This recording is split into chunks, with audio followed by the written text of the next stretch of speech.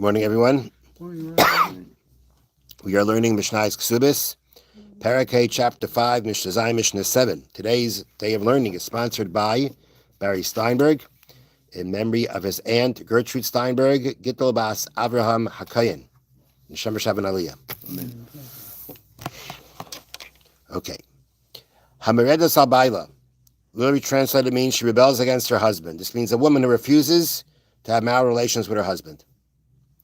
So, Peichasin law miksubasa shiva dinarim b'Shabbos. The Chacham of the sages instituted a fine, and that is that we decrease from her ksuba 7 dinarim per week.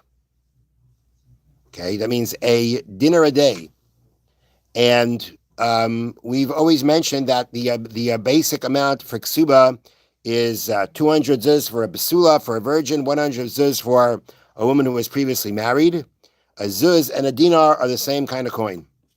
So therefore, what we're saying here is that what, according to the Tanakhama, as a fine or incentive, because to get her back to doing what she's supposed to do, is that we take off from her ksuba 7 dinarim a week, which is 1 dinar a day.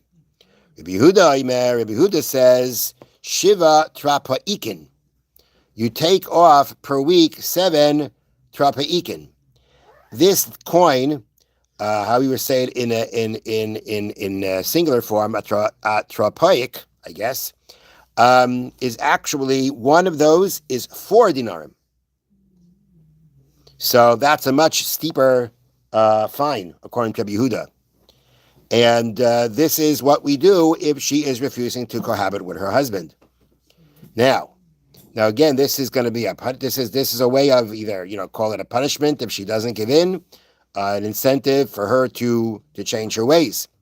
Now, until when, or how far does he deduct? How far does he go in deducting money from her? Ad keneged ksubasa, until the amount of her ksuba. Meaning, you can keep this deduction up to the point that you basically use up. She loses her whole ksuba. And once that happens, you got to divorce her. There's no more keeping her around and somehow or another maybe trying to get more money out of her some way, which we'll see soon. According to the first opinion, once you already have deducted the entire ksuba, that's it. It's done. The marriage is going to be over. You got to divorce her. Included in deducting from the ksuba is the standard 100 or 200 zuz, as we mentioned before, any additional monies that he promised, and what we call nechsei tzayin barzel, properties that she brought into the marriage that he makes up, that whenever the marriage ends, he will return to her if he dies or he divorces her, he will return to her the original value of those properties that she brought in. So all these things are included in what's deducted from the ksuba. According to the Tanakhama, once you've deducted everything from the ksuba, there is no more to continue. You divorce her. Rabbi Yosi says, he can continuously, basically, keep a calculation and deduct. Why?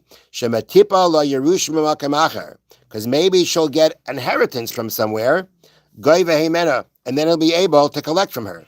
Meaning, according to Rabbi Yosi, you keep deducting. You keep cheshbon for deducting. You know why? Because then, if let's say, meaning you've used up the ksuba, you deducted the entire amount of the ksuba, okay? So you're not going to have to give her a ksuba. But the point is, according to Rabbi Yosi, you don't have to divorce her, and as long as she refuses to cohabit, you can keep a calculation of the amount, meaning calculation, I guess, based on right. You can keep a calculation based on the amount mentioned here, and in case she inherits something, she inherits land from her father, you'll be able to take the money from that. She has to pay you. Meaning, basically, you can take money from her. You start off deducting her ksuba, but if you're already used up the ksuba, you can basically take money from her. Now, where's she going to have money from? The answer is she's going to have money from the fact that if she goes ahead and she inherits from her father's side, she inherits from her father, you'll be able to take the money from there. That's the opinion of Rabbi Yosi. Okay, so the Tanakama says no, only up to the Ksuba. He says just keep on going because maybe she'll eventually get some money from somewhere or property from somewhere that you'll be able to collect from. All right. So this is the first half of the mission discussing the woman who is a meredith, the woman who rebels against her husband. V'chein hamayred alishtay. So too, the same idea applies to someone who rebels against his wife. That means he refuses to cohabit with her. He's the person who's refusing. So what do we do for her? How do we incentivize him to do what he's supposed to do? As long as they're married, we're going to add to her ksuba 3 dinars a week. Meaning she basically has, let's say she has 200 zuz. We're going to net, which is 200 dinar. Per week that he doesn't cohabit with her, we're going to add 3 dinarim to her ksuba. Okay? Rabbi Yehuda says, Shloisha trapa'ikin, similar to before. We don't just add a dinar, we don't just add 3 dinarim, we add 3 terapa'ikin, which we said one of those is 3 dinarim. So again, Rabbi Yehuda says that the fine, the punishment, is going to be more. But you will notice that the amount that when the woman rebels against her husband, the amount that we fine her is more than the amount that we fine the husband, because the woman is 70. We deduct 7 dinarim a week. By the man, we add 3 dinarim a week. So why is that? The answer is, so first of all, forgot to mention this. So basically, in the case of where the woman was rebelling, we said it's 7 dinarim. Right? A dinar per day. That means including Shabbos. Mm-hmm. If you say that it is 3 dinarim a week, right? Which means a half a dinar per day. The point is, though, that you're not going to get, we're not adding money towards her ksuba corresponding to Shabbos. It's basically 6 days, right? It's basically 6 days. Mm-hmm. It's not 7 days. So we don't, no money, I'm reading here from the notes, no money is added for Shabbos. Because that would be like earning money on Shabbos, which is prohibited. She's getting more money. That's like making money on Shabbos. Again, it's not actual making money on Shabbos, but it's like making money on Shabbos, and therefore that we don't do. When the wife rebels, however, the husband is permitted to deduct from the ksuba even for Shabbos, because right, it's 7 dinarim, a dinar per day, which means we're deducting a dinar for Shabbos, because that is not a positive earning for the husband, but merely the prevention of a possible loss. Meaning basically, he's not paying money. He's saving money. That's not the same thing like making money that we say we don't want you to do on a day like Shabbos. A day of Shabbos is a problem. You're not allowed to earn money. Schar Shabbos, not allowed to earn money on Shabbos. So therefore, when we add to the ksuba, that's like earning money on Shabbos. But if the point is we're deducting from her, which means that he's not losing as much, that's not a problem. That doesn't resemble making money on Shabbos. Now, I just also mentioned before that we're deducting more from her than from him. And the reason for that, says the Bartanura, is the amount deducted when a wife rebels against her husband is more than the amount added when a husband rebels against his wife, because a man who is denied cohabitation suffers more than a woman does. And therefore, the amount that we take from her is greater than from him. Thank you, Rabbi. All right. Now, the Chofetz Chaim was saying that if we're talking about after the person had already purchased the article, already purchased it, and now you want to go ahead and tell him that what you got was bad stuff. So he said, if there's nothing that the person who was cheated can do about it, then you're just telling him, something that someone harmed him, and there's no purpose for it. Now, so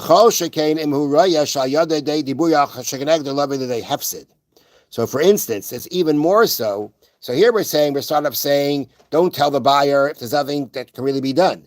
But all the more so if you see that by telling the person, the victim who got cheated out, that the other person who cheated him may land up losing more than halachically says he should be. He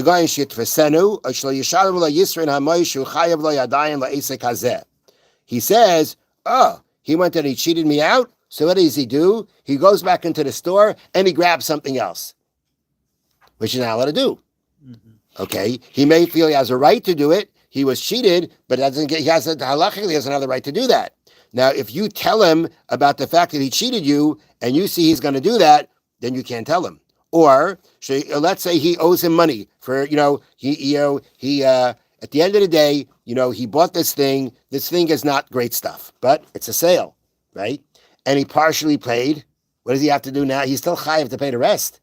Even if it comes out that the guy didn't deal with him properly, but if halachically there's nothing to do about it, he still owes the money to the guy, right? He bought something. It's not the best thing. He didn't sell you a good quality thing. But at the end of the day, you bought it. And you got to pay for it.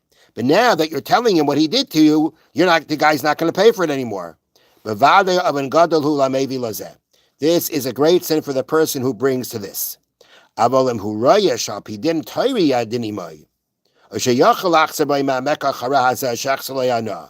if let's say you know that al pidin, according to halacha, this person is right, and there will be some way of correcting it. And if the person who was cheated would find out about it, he wouldn't just let it go. He would do something about it. Meaning, if you see the situation where the person who cheated the other person, something can be done about it, and you know that the person who was cheated would not just let this go, he wouldn't be happy with it, then you need to tell him the truth. So that he'll be able to go ahead and take back from his friend what he was cheated out.